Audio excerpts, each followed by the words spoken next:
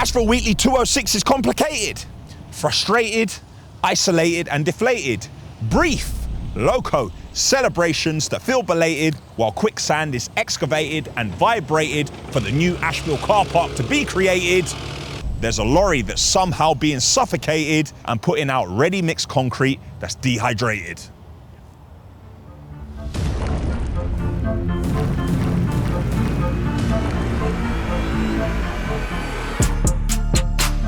It's Monday morning and I'm in the yard.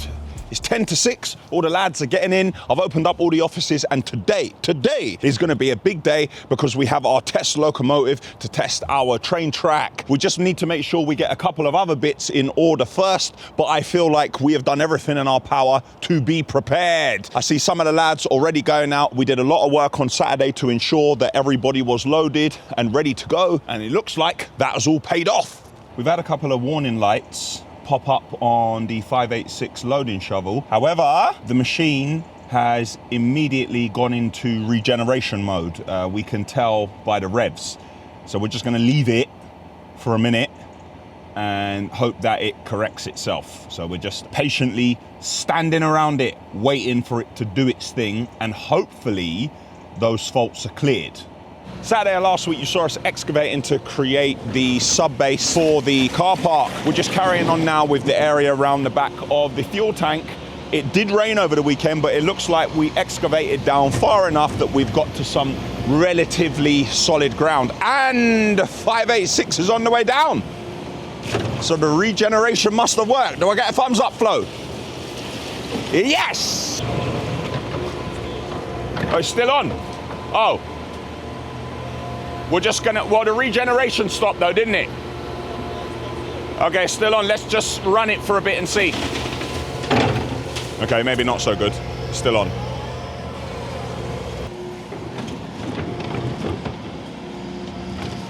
We need to try and stop the muck coming through, so we're gonna lay down some terram.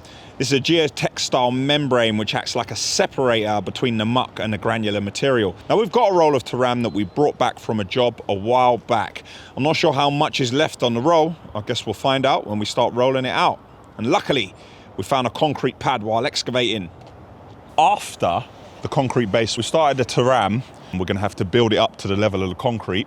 We're gonna get in a roller. We're going to flatten the entire area. Then we're going to build it up even more because we don't want the water from the traffic area here running into the car park. So the car park will have to be higher and slope towards this area where the weighbridge is. I'm going to do the important job of standing on it. There we go. Come on, last. Come on. Come on, I need it to last. Dropping a bit of material on the terram so it doesn't blow away in the wind. I suspect we're gonna run out on this one. But we've done well. Come on, please last. If it gets to the end, we are in the game. That's a great job. We ain't got there yet. Oh, look at us go, look at that. Now that is spot on. And we've still got some left.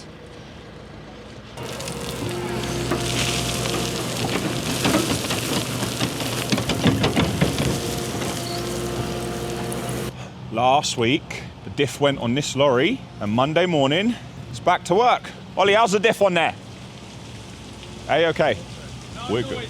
No noises is good. We're back up to 5 volumetrics at the moment. We're just beginning to spread the 6F5 to get the levels on top of the terram. The 914, we're gonna put that in the middle here and spread the material.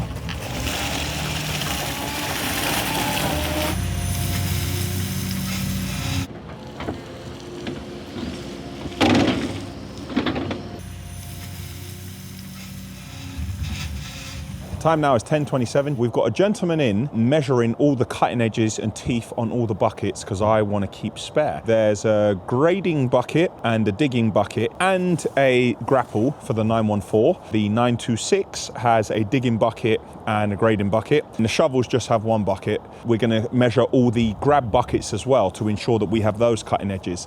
Rather than wait until the bucket is dead and on its last legs, we're going to try and keep some stock of them, even though it's going going to be expensive, but the key is to ensure that we have all the correct bolts in as well, because the bolts never survive putting on new edges. Once again, preventative measures, trying to get ahead of the curve so we can limit the damage that happens with our machines.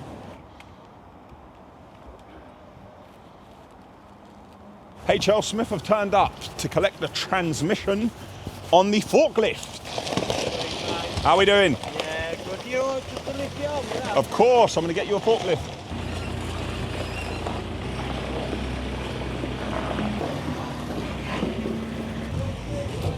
We need to roll these up and then put them back in here with all the rest.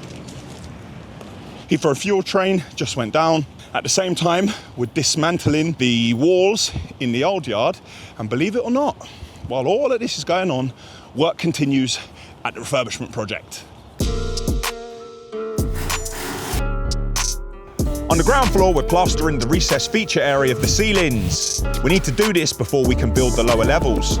We take the joints, mix multi-finish, and get plastering.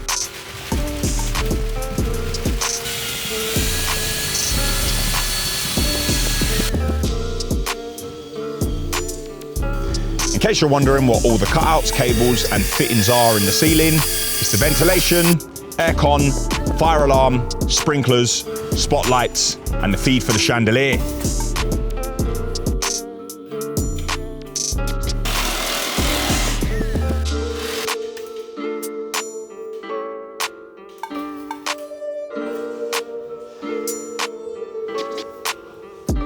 We've got the thumbs up from GB Rail Freight. We are ready for the locomotive. It is currently 3 minutes late. This is a big moment.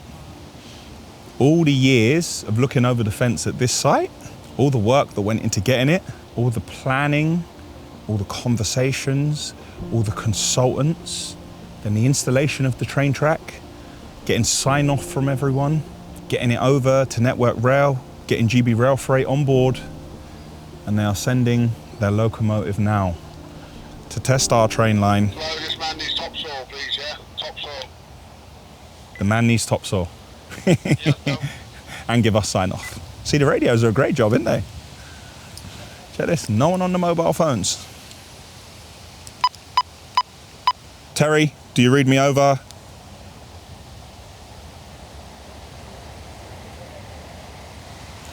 Just Loco. Daniel, I missed that. Say that again. Loco's here, Terry. Loco's here. Oh, wow. Good stuff.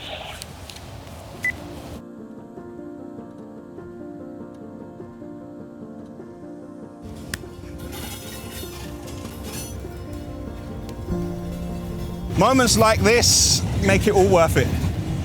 Running very smoothly as well. This locomotive is 130 tons.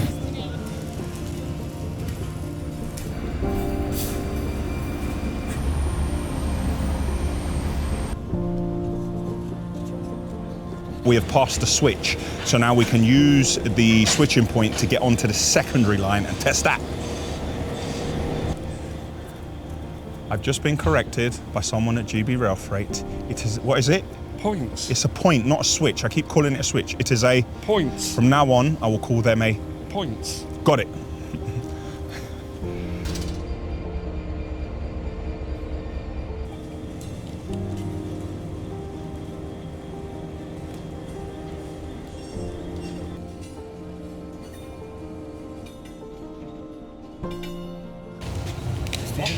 First run round. Coming again. Were you in makeup? So that saved an hour. Congratulations, mate. Congratulations. Mr. Lousy's a happy bunny. Because a happy's a strong word. Content for now. We'll go with. We'll go with content. Now I can call everyone and say, "Where's my trains?" Because before they would say, "Oh no, you haven't had sign off. Well, let us know." Now everyone's going to get an email, like you all do at 7 a.m. scheduled. Where are my trains? Following the official sign off.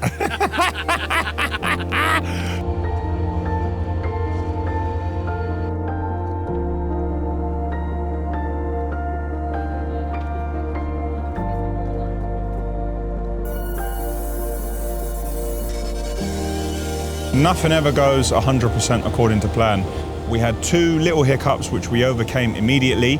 The train did not get down to the stopper on either side because of the track that I piled up there.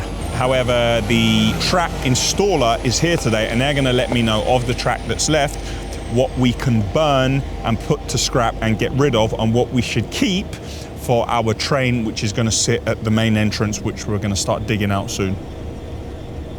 There's a separate standalone video coming documenting the issues we had with the testing of the Loco in detail. It was far too much information to squeeze into weekly, so look out for that video soon. This is a proud moment. It's a moment of joy and achievement, but we still have a very long way to go. And the roller has arrived to start compacting the car park.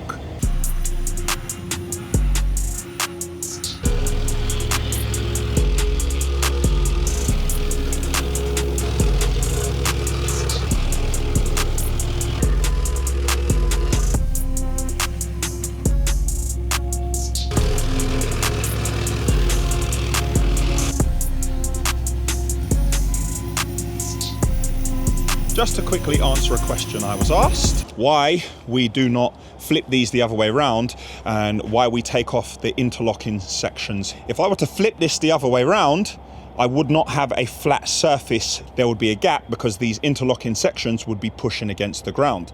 Therefore, I would have to remove them, and then when I flipped it the other way around, on the other side of them, what this interlocks to is a shape on the bottom, and then I would then have to fill that, so it'd be double the work. That is why whenever we want a flat surface, we always remove the interlocking section from the top, and we do not flip them over the other way because it is in fact more work. The time now is 1:28 and it's Monday and the Loco is in the yard. It's now gonna head out, and it has been a joyous 2 hours or so, but now we need to get back to work.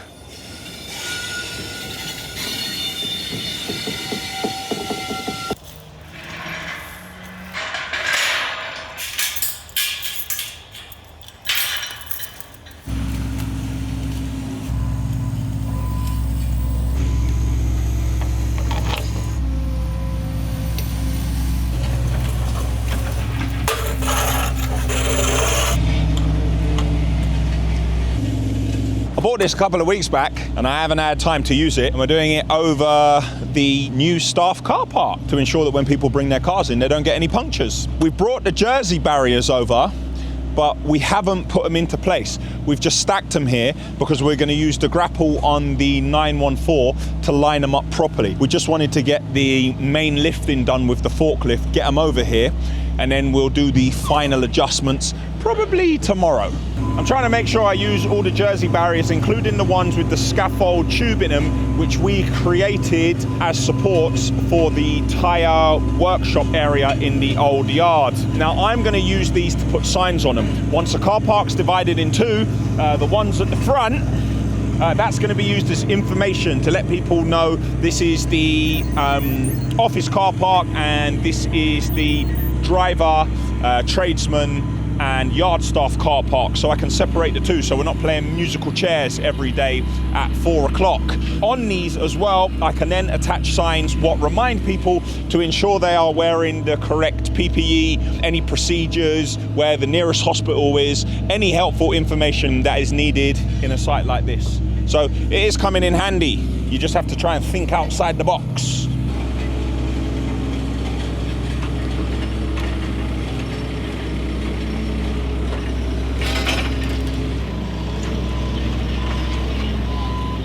I have a dilemma, and I've kind of answered my own question already.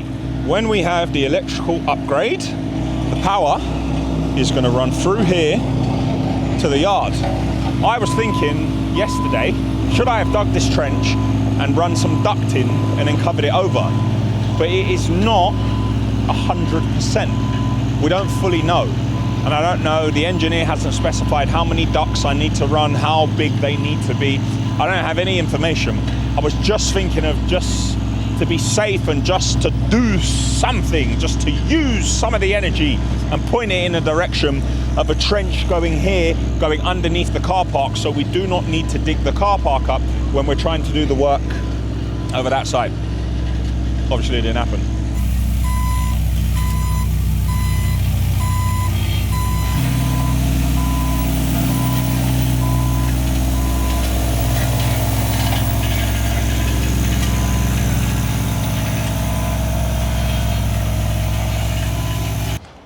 The roller has done a fine job. All nicely compacted. One more item ticked off the list, but truth be told, we need to see how the ground reacts when we get a downpour. Time is 7:42 p.m. Had a delivery. Gonna put it over by the workshop. I ordered this last week. Hey, it's for our little whacker. So we have our air filter, we have our new pull, oh, one of the pull cords is gone, must be on the whacker, and we had some spark plugs here somewhere. Not great news on this lorry. The water, we pour water in, it comes straight out the bottom. My townie pulled off the sump, and we don't exactly know what it is, but it felt like there were little shavings in it. So it's definitely going to be a new engine. I've just got to work out when and how we're going to make that happen. There is one on standby, but I've obviously got to pay for it. And it is not cheap. Earlier, the contractor who installed the railway, I got them to have a look at all of our remaining railway, and the only ones we really need to keep for our train are the ones on the far side, and all of this can be sent for scrap, which is good because I can generate a little bit of revenue because this is extremely good steel. However, it's so large that we are going to need to use the burning gear. We need to put it into a 20-yard bin, and then Ben can drop it round. We're going to need a lot more waffle board to finish this area. Once again, it's about trying to financially plan when we can actually buy it and get it installed, because it does look great, but once again, it doesn't generate any revenue whatsoever. It has got a little bit busier out there, but not busy enough that we have surplus cash that we can just spend money. But then again, you look at it like the engine, which I just mentioned, and without that lorry on the road, how much revenue are we missing out on, and how many clients are we letting down that we might lose? It's tough. But there is something to be thankful for. We had the first locomotive in the yard. One more hurdle overcome. That's it for Monday, and I'll let Mr. O'Donovan close off the day with a video that he sent me over the weekend. Just took receipt of my new road sweeper this morning to join the fleet of the 13 or 14 we got. This will be number 15, straight out of the factory. Very proud of it. Don't know what you think, Dan, but if you want any sweeping done in the yard, I can come and do it now. I might have got a brand new one. It's Tuesday morning. We're in the yard. The time is 5:39 a.m. A few of the lads did a couple of checks up the top, and now they've driven a few lorries round to use the wheel talker to ensure that everything is okay. Thus far, it has been a good day, even though we are only about 9 minutes in. Where are you going? It's 5:45. Terry's going home already.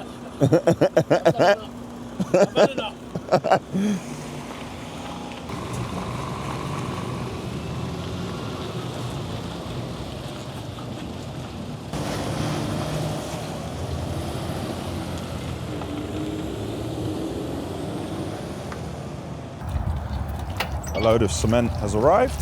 Got a busy day on the concrete. 17 tons left in the silo. Delivery of 29. Our silo can hold about 53, 54. So all good there. Heading up into the, oh, there's another train, albeit not in our yard. Flo is saying that his van, when it's idling, it's gurgling a little. It's due a service. I'm just gonna go over and check the mileage. All right, what have we got here? 83,339. Flo really looks after the vehicle. Those splashes around it are from the yard. That's not from Flo not looking after it. I'm gonna try and get it booked in. There's a Volvo tipper here that's not starting. It's definitely not the battery. It's turning over. You can hear that it wants to start. You can hear a bit. It's almost like there's a problem with the diesel. I don't think it's a filter, but in the past we have had a problem with these. There's a valve and the diesel drains back. I think that's what it is, but my townie will need to have a look. But I want to take it out of all the mud here. But how am I going to do that if I can't start it? Ben's on site collecting an excavator for a hire, which unfortunately has ended. He's going to track it on, secure it, and head back to the yard.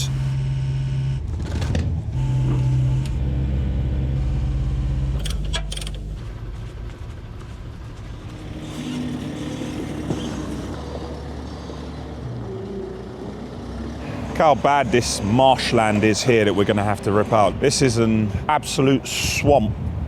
We're going to have to dig all of this down till we get to something solid. We're running out of barriers, but I have a cunning plan that's going to mean we can take 3 of the barriers away, which we already put in place.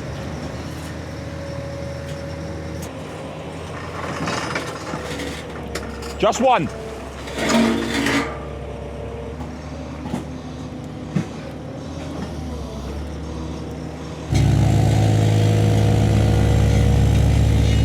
The storage container, the new green one with all the bits and pieces, we're going to level it off here and drop the storage container because it's taking up space in what could be an outdoor workshop area, and for us to drive the forklift in when we want to get steel, and to drive the shovel in and out to load the bagging plant when we eventually get it set up. We've moved the Jersey barriers that were here. We're going to use them as a dividing line in the car park. And you saw we struggled to use the 926 to lift the green container up last time. So we're going to bring over the L860 now that it's working and use that to get it in place. We had a problem, but it seems to be working. This kept tripping and we couldn't load cement. We checked the drawing and the fuse that was tripping was this horizontal conveyor. So it probably meant that there was some sort of stone or a big rock in there. We couldn't fill cement, and we've got a job which is mid-pour. We've got the horizontal conveyor, we've got the vertical screw, and then we've got the horizontal screw which dispatches into the lorries. We were going to rewire it quickly to get this conveyor to run backwards, forwards, so we could try to clear the blockage. When we got the material low again, we were then going to have to get in there and try to chisel out whatever the problem is. But we ran it a little bit, and we heard like a rock going up here, and then we heard it go through here, and then it must have gone into the cement. So now what we're going to need to do is ensure that the driver, he is actually looking at the auger as the cement is discharging to see if he spots what comes out, because we need to know what it is. Perhaps there's just a build-up in here. We had a delivery not long ago. It's definitely still watertight, so I can't imagine it's a lump of concrete, but sometimes in the processing of the cement, very rarely you can get one. But we seem to be loading now. That was a load of panic. I couldn't even film like mid that happening because there was so much panic, and thank goodness, because we have more lorries coming in to load cement and to get back out to the jobs. Oh man, this ain't easy. Every second there's a problem. A few of the grab buckets need attention. The drawing here breaks down each and every part on the grab we're going to order a couple of bushes and pins because 3 of them are on their last legs. We have been doing maintenance, we have been greasing them to keep them going as long as we possibly can. They have been used a lot. The boys are doing about 5 or 6 jobs a day. They have all worn down. Luckily with the buckets we use, each and every part can be replaced. So we just keep the actual main steel frame of the clamshell and then replace all the working parts.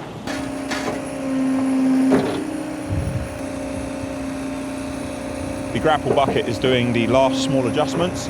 We're checking all the chains to see what chains we're gonna put together to lift the container, which we think is about 7 or 8 ton, and Flo's gone to fire up the L860. Any warnings on the dash? No? All good, yeah? Nice.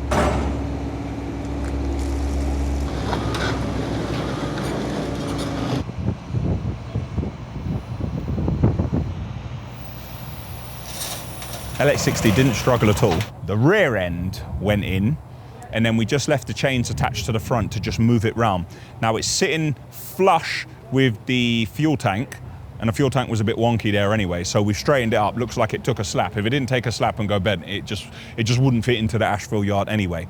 Eventually, when we pull out the fuel tank over there, this will stay in this location, and then we're going to be concreting all around it. But we're there or thereabouts. But it's a good thing this is a temporary car park, because boy, I'm looking at the levels here, and I think I need to buy the lads a spirit level. But we need to get Dudek here with his surveying equipment to ensure that we get this level. But it's just a car park. It doesn't matter for now. As long as the rain in here runs out there and it doesn't become extremely flooded here, we'll be all right. And now it's time for another episode of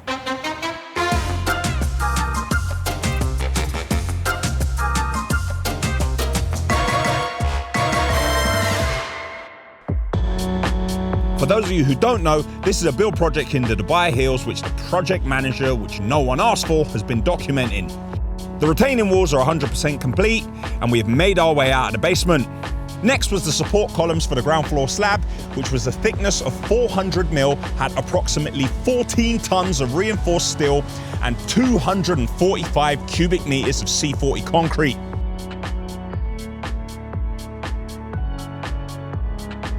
Then 17 columns were installed to support the first floor slab, which we're preparing to pour now.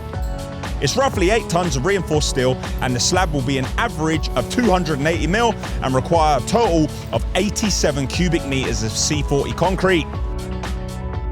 The boom pump is ready to go, and the first bottle mixer has arrived.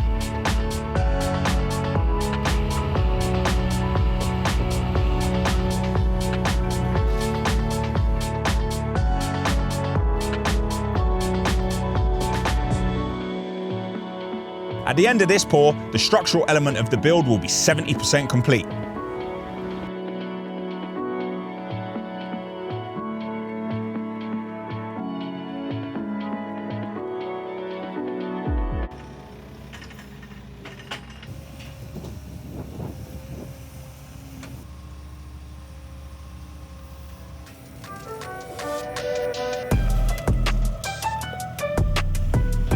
The faithful 1-ton dumper and 1.75-ton excavator are heading back to the refurbishment project. Ben's going to load them up now and deliver in the morning.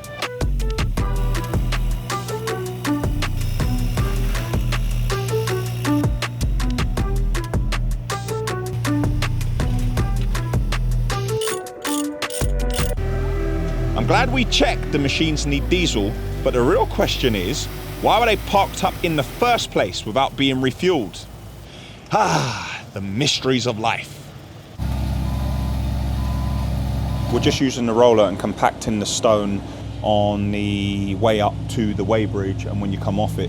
Tomorrow we're going to pull out all the machines in the little plant hire section. We're going to compact that as well because we have the roller. The tipper I spoke about this morning, we have a drawing from Volvo. It's actually a pipe which goes onto the engine for the fuel. We need that, which is number 5 in the drawing, and we need J.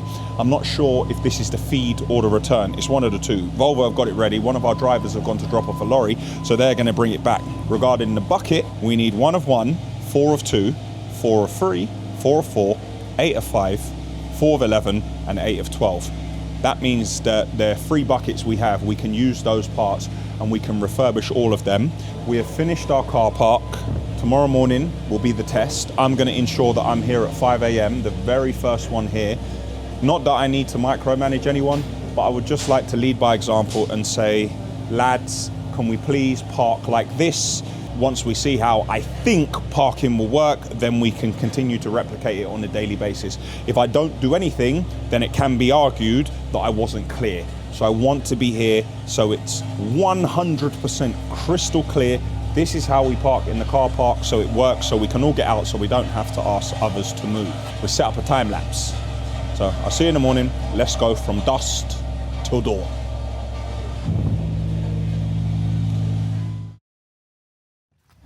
The time is 4:54 a.m.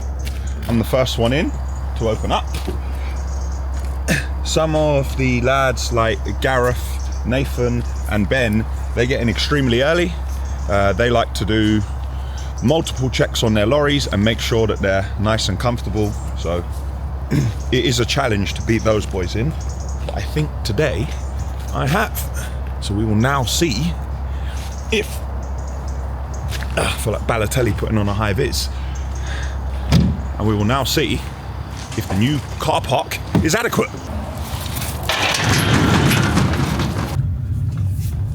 As they say in Game of Thrones, winter is coming.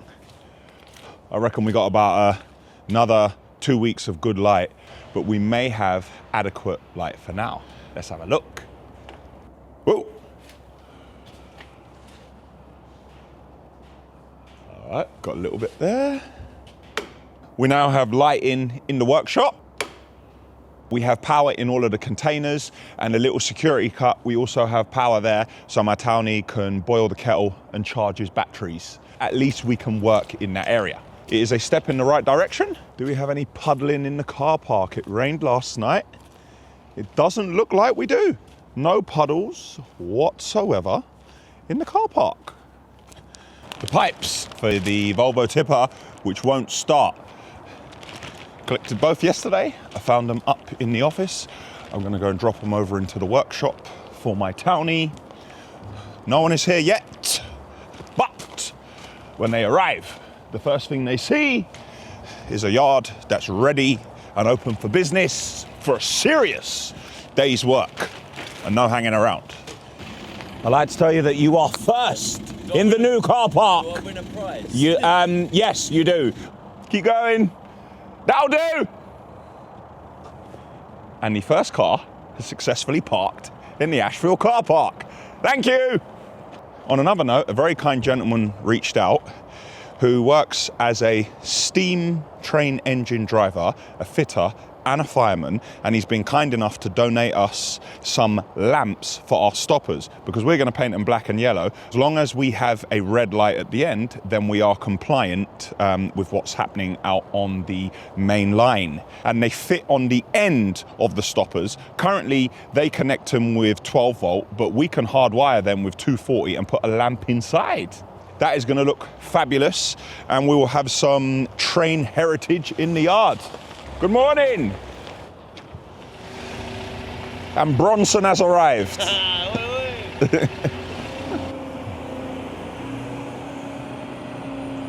We have filled the perimeter walls. I'm now creating a lane in the center. I'm trying to make it so whoever finishes first can still get out of the car park without having to shuffle cars around. But I'm gonna be honest, it is filling up a little bit. And another couple are getting here now. Time now is 6:30. We're going to make a start on the area outside the offices. Ben is en route to the refurbishment project and will be there at 8 a.m. sharp.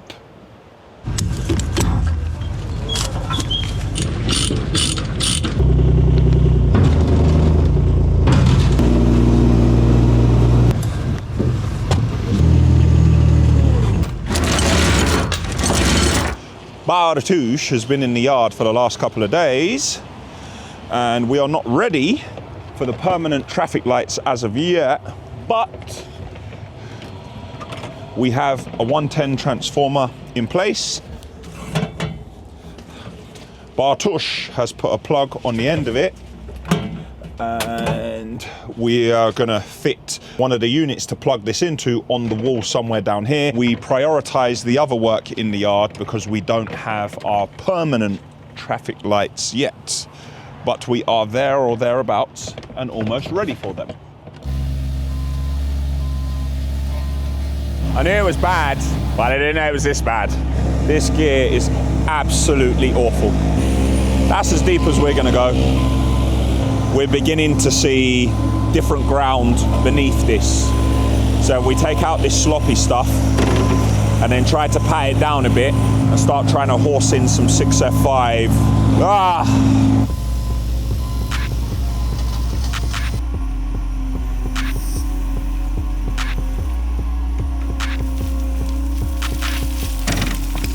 Busy day on the concrete. Peter just filled up with a load. We are down to 11 tons and we have a 29-ton delivery just reversing up now, running like clockwork. Welder Fabber, our friend in the north, who did a fantastic job fixing the transmission on our 586 loading shovel. He has sent one of his guys down. Keep coming! Keep going!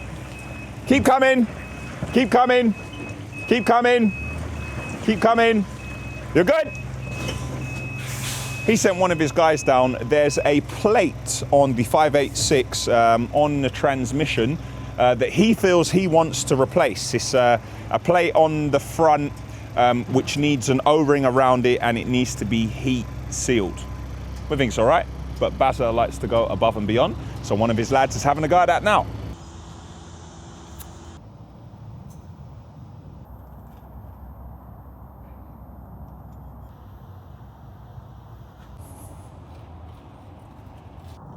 It's dry. It's not leaking. When it cures, everything will be okay. As we're horsing it out, we are bringing in the 6F5. Start building it up. We most definitely will not be getting rid of that big block over there. That can stay in there. That's a nice bit of fill. And while this was there, I want to know why there was no grease in it. Okay, that'll do. Looked pretty dry a minute ago. Doesn't look dry now. There you go, hold it on a bit tighter. There we go. I was in the finance office going through some of our leasing payments, and I realized that the LH60 has 12 months left and it's fully paid off. That's going to be 5 years at $8.5 grand a month, I think it is. And then the machine will be fully paid off and we will own it. That's going to be a grand day. We've been having a bit of problems with Ben's crane. Our normal crane technician could not repair it, so we've called our friends at Powfinger out to have a look.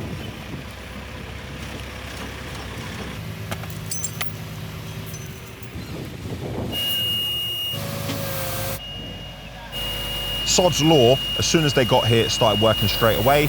So they're just plugging in to see if they can see any faults in the history and giving it a software update. Ah, Liam, I have something for you. These are the key rings. I ordered new keys for all the Liebherr machines, and we're going to label each one with the machine it's for, and there will only be one key for each machine in the safe for the lads to use. We went through loads of them, but we're not going to be doing that again because we're going to be looking after things and taking care of them, aren't we, Liam? We are, yes, and every hire machine is going to do the same. Now we've flattened this plant hire area. What is your plan? How do you want the machines in? I think what we should do is have basically the 1-ton dumpers at the back, and then we'll do it one, so go by the size of them. So everything 1 ton this side, and then basically 3, 5, and then basically work our way over. Because the thing is, we've got 2 13s, one's on a long-term hire. Long-term hire. It's been there for, like so yep. that means mostly we're probably going to only have one in the yard at one time. I'm relying on you. It'll work. It'll work. Yeah, good man. I like his compliment.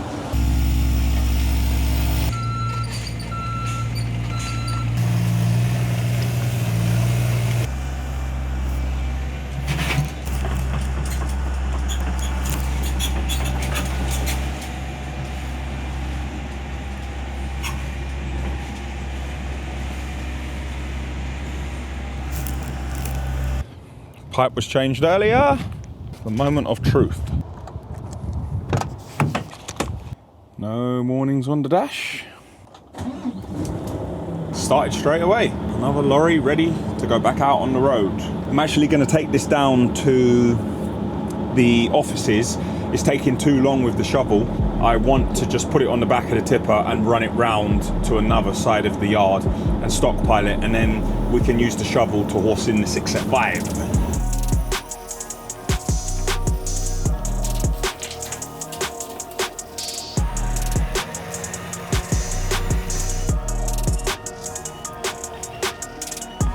This is my 4th load I'm taking away. It should be completely cleared. But when we're gone, what I need Flo to do is drop a couple of buckets of 6F5 into the hole near the front, because at the moment it's a bit of a hazard. If somebody's not looking what they're doing, or a lorry takes a wide swing as it comes into the gate, it could fall into a gaping hole. At the office car park, if we don't have the curve on the edge, we can fit one more car in.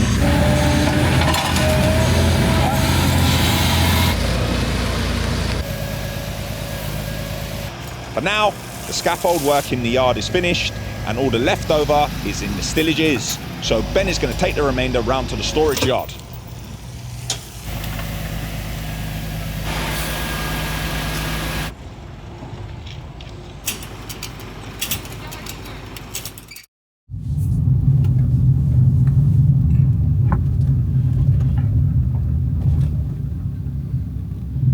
No way. I was beaten in. Now, I don't know how that's happened. The time is 4:56 and Tone beat me in. I'm not having that. I'm gonna get up even earlier tomorrow. It has now become a competition. Alright, we are down to just under 6 ton of cement with another busy day of concrete. We have a delivery booked for this morning. Let's hope it isn't late. The lads are pouring on site at around 8 a.m. By the time they wash out and get back, should be like 9:30. If the mixes are like a C10, C15, C20, C25, with the amount of cement that's needed, we may be all right. But if it's all structural C35 upwards, then we could find ourselves on a spot of bother. Our second contestant was in yesterday, so he knows exactly where to park. Bit more, bit more, bit more. Keep going, keep going. Yes, thank you, perfect. I'd like you to know that training was yesterday, and today was the test run, and you've passed parking in the Ashville car park with flying colours. Thank you very much.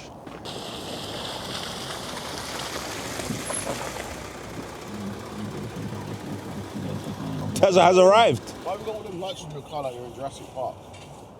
I'm providing adequate lighting so parking can take place. And here is another contestant. I am not going to instruct. I am going to hope that yesterday's training has sunk in and embedded in the mind. Looks like it has, Tezza. I got here at 5 minutes to 5 and Tone beat me. It's now a competition. I now got to come here. I got to now not leave and sleep here so I can beat Tone. It is 5:28 a.m. and the car park is filling nicely. Bronson is here. Morning, mate. Morning. Same place yesterday. Same place, please, mate. You really want that same parking space, didn't you? Yeah. Temperature at the moment is 7 degrees. It's becoming a bit of a race against time to try and get as much done in the yard as possible before it's a lot darker and a lot wetter, because it's a lot more difficult to work in those conditions. And at the moment, we're still trying to generate more work because it isn't busy out there. Sometimes the lorries are out working, but they're not really earning fantastically. It's just the state of the market the way it is now, but it couldn't have come at a worse time with a business doing the most expensive thing that it's ever done in its history or will possibly ever do. I've cancelled as much as I possibly can in my personal life, because at the moment there isn't a second to spare, and every second has to be in here thinking about how to overcome and how to push this yard forward. Not really sleeping much, but I'm not complaining, and this is the life I chose. I'm just sharing because I got a camera, and sometimes it's good to offload because a problem shared is a problem halved. They say that, but it's not true in the slightest, because as soon as I finish recording this, I've still got all the problems I had previously. But for anyone else, because people often ask me questions about entrepreneurship and running a business, this is actually, at this point, a lot harder than it was when I started. I thought when I started my own firm that things were going to get easier as time went by and I put things in place. No, it's actually got harder. That can be because I've continued to expand and try and diversify, and the businesses continue to grow and do other things within construction. I get it, that's on me, but this is the hardest it's ever been. And it's only going to get harder. And if you look into the future and you actually think, this is how much I'm going to have to do, you know, it can give you a really bad feeling in your stomach. And then for a couple of hours, you're all over the place. You'll get a head rush. You may need to sit down. You may need to breathe deeply. And then next thing you hear, someone who owes you money is not paying. And then you have a payment plan with a supplier, which you are struggling to pay. And you need to go back to them to beg and grovel and explain a problem which isn't their problem. But the only thing you can really do is keep them in the loop and continue with an open dialogue, because that's what we like people to do with us, and we work with anyone who does that. It's difficult, man. Really difficult. I'm not complaining. I'm just sharing what it's like doing something like this. Everything else becomes irrelevant. Everything. To a certain extent, you even sacrifice your own health. If you're sick, got to get up. You ain't slept, you got to get up. Snivels, get up. You're ill, get up. Doesn't matter. As long as you're physically able to be here, even if you can't process information the way in which you would if you were 100%, at least you have to have a presence here, and doing something is better than nothing. And that's got to be repeated at the moment indefinitely.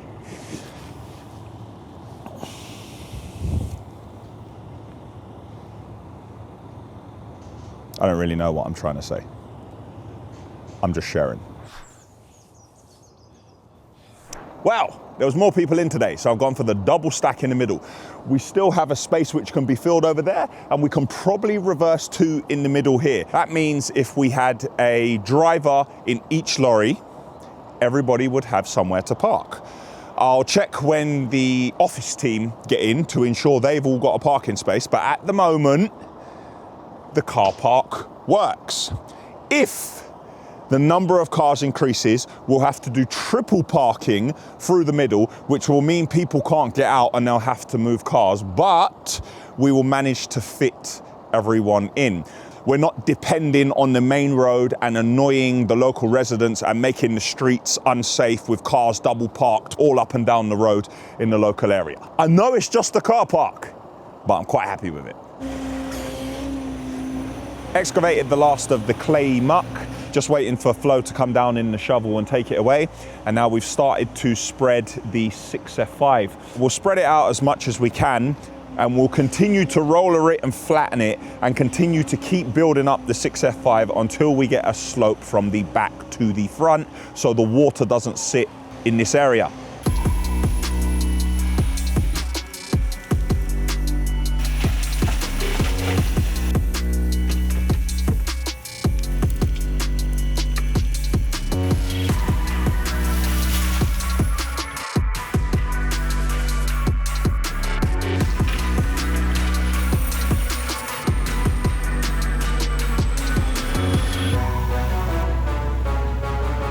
I have some fantastic news. We have a train booked of Type 1 for next Friday. Get in. May the train montages return. Long live the train montages. Anyway, in current news, we're just compacting the area. We have to keep bringing the 6F5 over because every time we flatten it, the level keeps dropping. That's understandable. We knew it was going to happen, but we want to ensure that we have the slope going from the back to front. Now some of the lads are going to stop what they're doing here. They're going to head up to the old yard, the area where we had the bagging plant, and then begin to sort out some of the steel, try and get rid of some bits that are going for scrap. And then Ben is going to come back in a couple of hours. He's going to load that up, and he's going to load up one of our old fuel tanks, and he's going to take the fuel tank round to the storage yard, and he's going to take the old concrete skip, what we have round there, he's going to take that to the scrap merchants and try and get us some pocket change for it.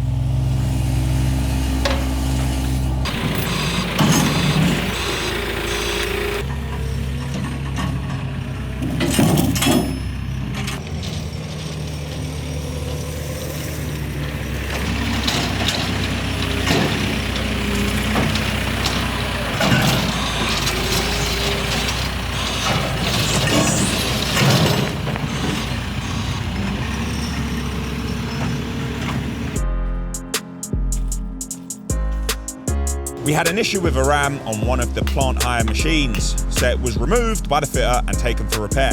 It's back, fully refurbished and ready to be fitted back onto the machine.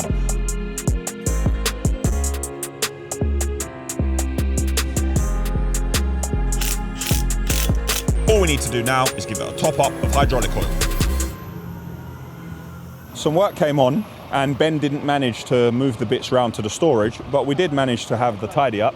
And now Ben is going to load a 5-ton machine that's going all the way to Croydon in the morning, Ben. Blame this man. Exactly. And then he's going to Oxford. And then you're going to Oxford. Ben, do you reckon you could do my bits then? They're at that point. Oh, I don't remember.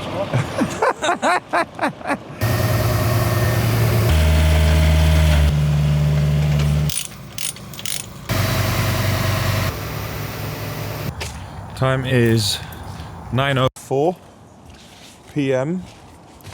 I'm just locking up at the yard. I stayed to try and watch Ashville Weekly episode 204. Click here to watch that video. I still didn't get a chance to finish it because it is an extremely long video. It's well in excess of 1 hour.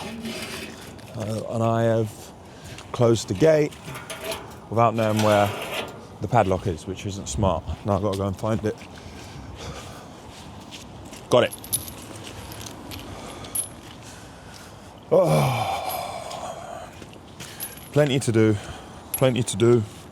Plenty went wrong today, and some things went right today. Multiple times today, when I felt like the world was going to end, and then I got through that hour. And then there was another problem and I got through that. So, gonna try and get some sleep as much as I can and try and be back as early as I can. That's it for Thursday.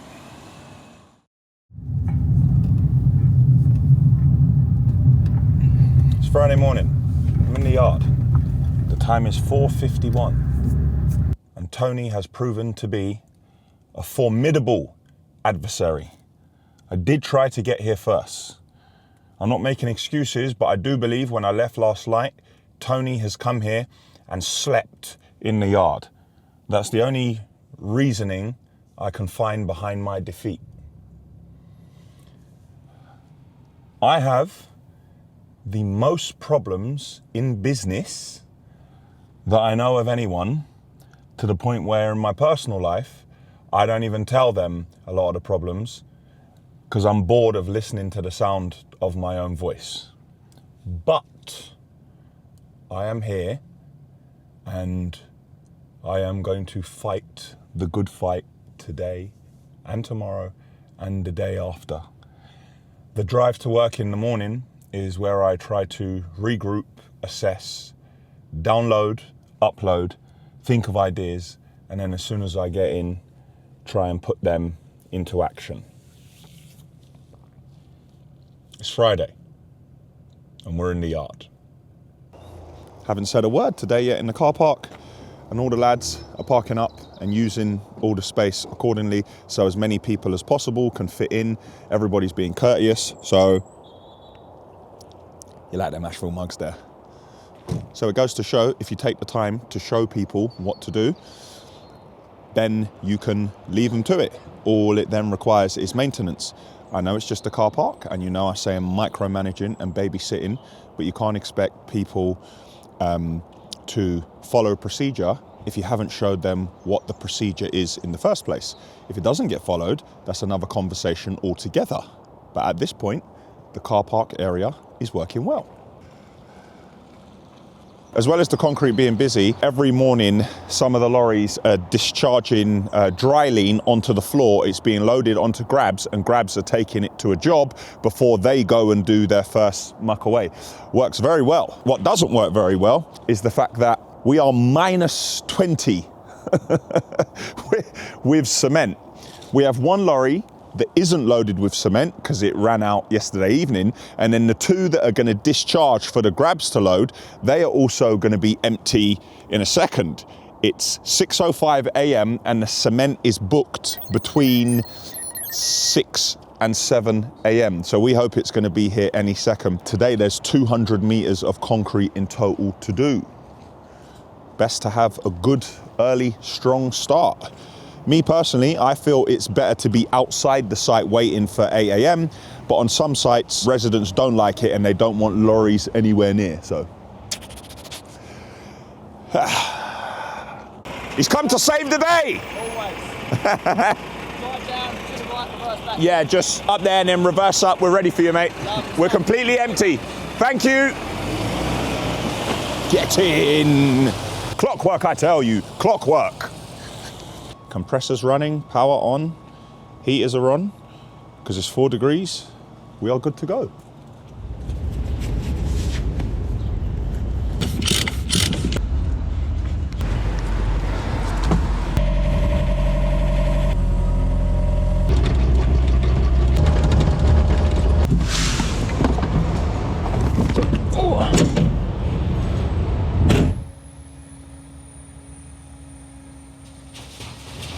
Just loading up a tipper with some 6F5. We're going to need to burn all of the remaining train tracks because the scrap company said if we can half them and then load them onto the flatbed, they'll take us and they'll pay us well for them. Once again, the double handling champions Ashville move around the timber, portable toilets and other bits in the yard. We're trying to make some space for the trainer type 1 due in next week. When we move stuff as high as we can, it gives us more space at ground level.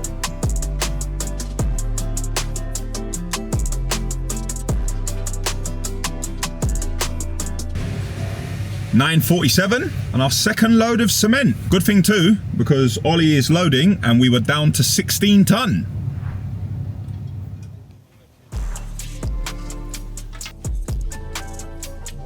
Making the car park has exhausted all of our reserves of Jersey barriers. As we near the end of the day, whichever concrete driver is back to the yard first is charged with the task of pouring into the Jersey barrier molds.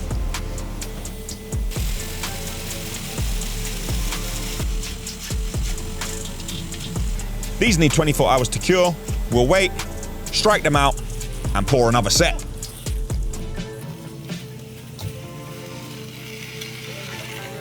Oh, I'm on one. The time is 5:17 and we have 100 meters of concrete booked on for tomorrow, and we have 230 meters, don't ask me how we're going to do it, booked on for Monday as well. And one of the Volvo volumetrics is not discharging water when it's mixing the concrete, so it's doing a lean mix. It's too late in the day for anybody to try to fix it. I can't wait till Monday because that lorry needs to be ready, so we're trying the only thing we think it can be. On those lorries, there is no filter on the water system. On the Reimer mixer units, there's a filter which you can clean out, and sometimes you see little bits in it or you see gunk or algae. We think there's some sort of blockage. I'm going to the nearest shop to buy like 20 or 40 litres of bleach. We're gonna pour this bleach in the water tank. In the morning, we're gonna discharge the entire water tank through the pipe. Then we're gonna take an airline and we're gonna try to blow up the pipe into the water tank to clear any blockages. Then we're going to fill it with water and bleach again and try and do the same thing again. And he can go to a concrete job which starts in Chiswick at 10 o'clock. If we get in at 6 a.m. and we start doing that nice and early, hopefully by 10 we fixed it. And if there still is a problem at that point, then I need to find somebody who can come in and fix it on Saturday afternoon, because we cannot have that concrete lorry down. This is a nightmare, man. So I've just run along to the shop as quickly as I could. I'm not going to be long. People are going to get upset if I sorry, I blocked you. Have I blocked you in? Sorry. Sorry, I'm being an inconvenience. I didn't mean it. I apologise. I'm desperate. It's not really a lot, is it?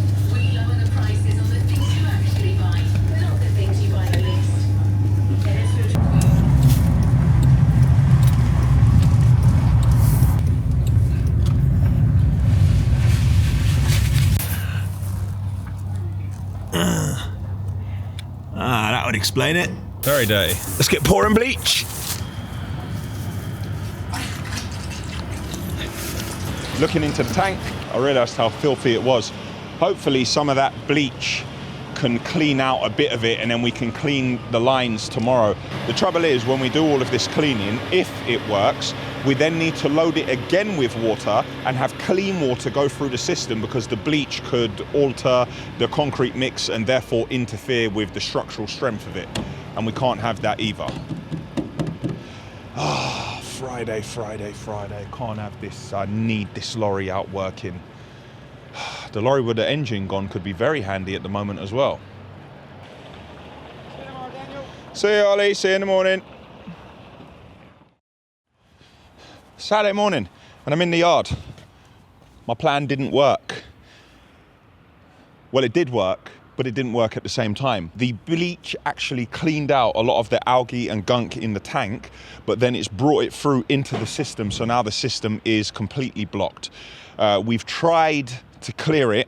That hasn't worked, but I've been told by Gary at Reimer, who you've seen in the past when we had the problem with the prop, who come and helped us out late, that there's a different product to use, what's used in swimming pools, and you should really leave it in the lorry over the weekend. But what he said was, when you do it, you have to completely dismantle all of the pipes, because everything will completely be cleared and it's too much going from the pipes and it can block filters. Jan is headed down to borrow one off Gary. We're going to put it into the lorry now, and then I'm going to buy more and replace the one which I've taken from Gary as soon as ours arrives. The other 4 concrete lorries are getting on all right.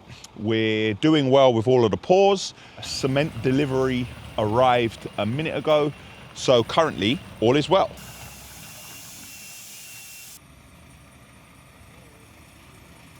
Car park's rather empty today, but all of the boys park fantastically. Look at that.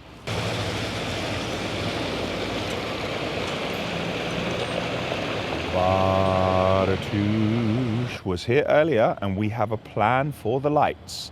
Bartek had a great idea.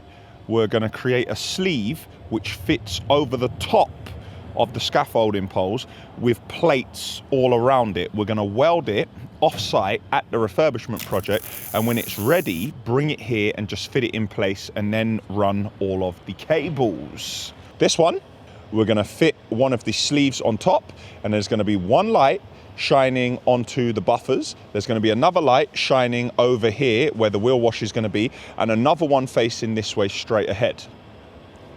Over here, we're going to have one on the top here facing 3 directions. One facing down at the steel stillages, the other facing the bagging plant, and the other facing this way on the weighbridge.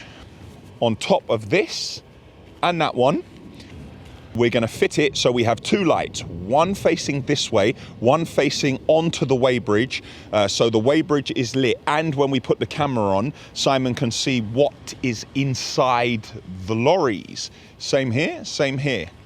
Over to the offices, the one that's already up there, that one will stay, But the other second light, we're going to take it off. We're going to extend the scaffold pole here, and that is going to shine into this area and onto the plant hire, my office. We're going to extend the scaffold pipe upwards, and there's going to be two. There's going to be one light facing this way, lighting the walkway for the toilet and people coming in and out of the yard in the entrance, and the other facing down this way, just lighting this area. We need to get that done sooner rather than later because the weather is changing on us.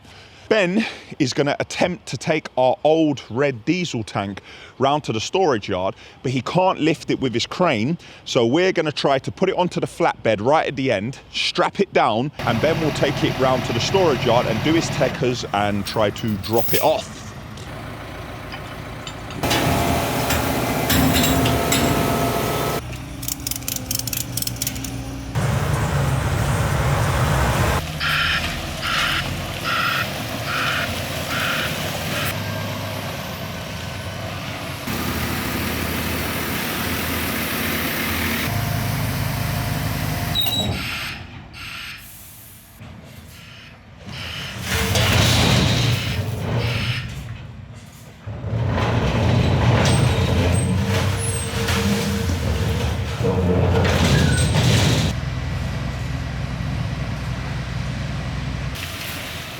Getting ready for the train.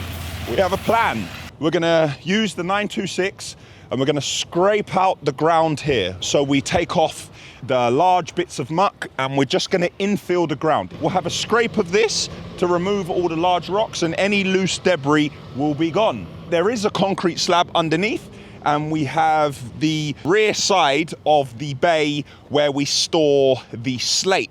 So we're going to begin to bring the Type 1 around. In order to save time, we're going to take material in the shovel and drop it right here. We're going to drop about 10 buckets. So we've marked out from here, this is where the Type 1's going to be.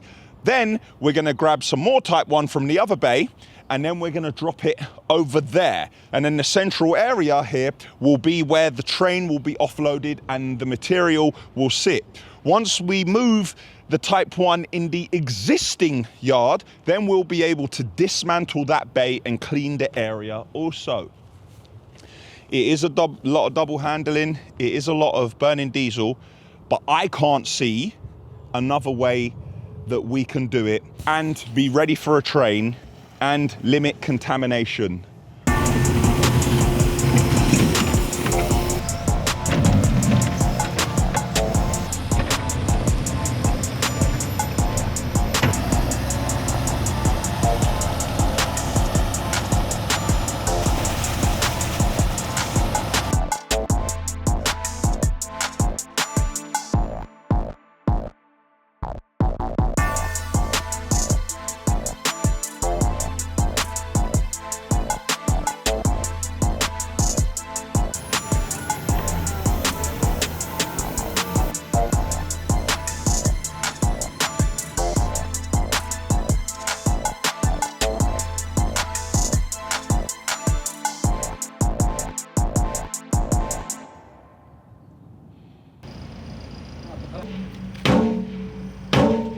We are in hot water here. Water tank. Come out of the water tank. Water goes here. This valve is open, so the water is going to the pump. This is for the feed. Okay, there's obviously a slit in that pipe we need to fix.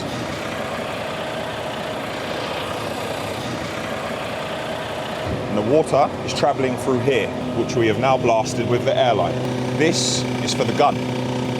This is for the trigger when you're washing out. This is working, even though we haven't turned the pressure up. So that only leaves this area. This is the counter to count how much water has gone into the cement. The water is traveling here. The water is in here, but here we can't seem to get any water now at all to go into the auger to mix the concrete, which would mean this lorry can only do dry mix. It's the control unit. This switch here, when we would flick this before, we would hear a noise. So it's almost like it's not blocked, but there's some sort of valve. This says admix and water. The problem is now in this area somewhere. Power, yep. Air pressure. Yep. We have power and we have air. Nothing's happening. And what happens if we turn up the air pressure? Oh no, we're in all sorts of trouble here. So I'm just downloading the lorries, all the lorries this week. We do them once a month. So we have our company card, we have a download tool. And basically what we do, we just put our company card in to the reader, and then we plug our download tool in. And that'll bring up the registration of the lorry. And then we just hit OK to start the download. So that's downloading now. So once that's finished, I pass the machine over to Terry, and then Terry deals with the information on this within each driver individually, and basically see if there's any infringements or if there's anything that he needs to talk to them about, and basically keep all the records up to date. This is a unit which opens and closes the water, and it's powered by air. So here's water coming out, and this is the air. This over here is what powers it. Now I have manually flicked this switch, so air should be coming through. So now we're gonna take this off, and if there is air coming through here, then it's this unit, and there could be something stuck in this unit. No matter what, this lorry has to go out on Monday morning. It has to go out. No matter what I have to do, I have to get this lorry out. Try that. Yeah. Okay, good? Yep. Yes, yes. Okay, right, now turn it on and see if we have air. Took off the front of the water valve, and it was, the valve was pretty sticky inside it. Tried to clean it off and put some WD-40. Tested it again, it didn't work. So we think that it is the water valve. So we're gonna take the water valve off. Luckily, we've managed to find one locally on a Saturday at 1:55 p.m. Someone's gone to collect it. We're gonna try and put that on, and then hopefully this lorry is repaired. If not, it looks like I'll be driving Manchester for parts. While we wait for the delivery of the air valve, there's another delivery that needs to be opened. Ordered a load of padlocks. Box within a box, all right. Okay. Aha, padlock for the generator. Let's go and see if these work.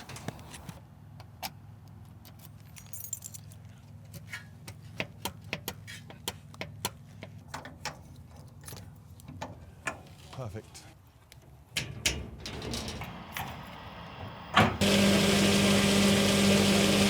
The moment of truth.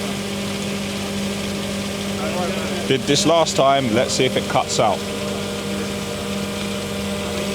We are breathing.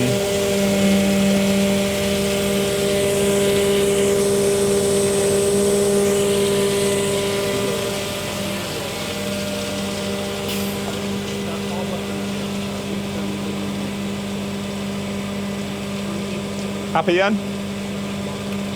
Jan? Thumbs up?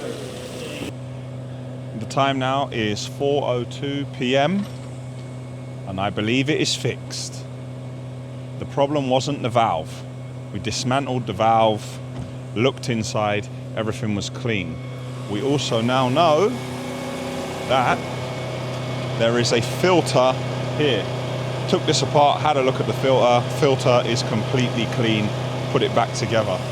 The problem was this valve needs to breathe. And the part on the end here, when it needs to breathe like a diaphragm, it kicks out and exhausts. That was C solid and it wasn't breathing. That's why it was cutting out. The actual valve itself is perfectly good, and this lorry looks like it's gonna go out Monday, but of course the proof is in the pudding. Oh, goodness me. And that's it for Ashville Weekly episode 206. Click here for the Ashville website, click here to subscribe to our channel. Click down here for an Ashville video you may not have seen before, and click down here for last week's episode, which was number 205. I'm so tired, see you later.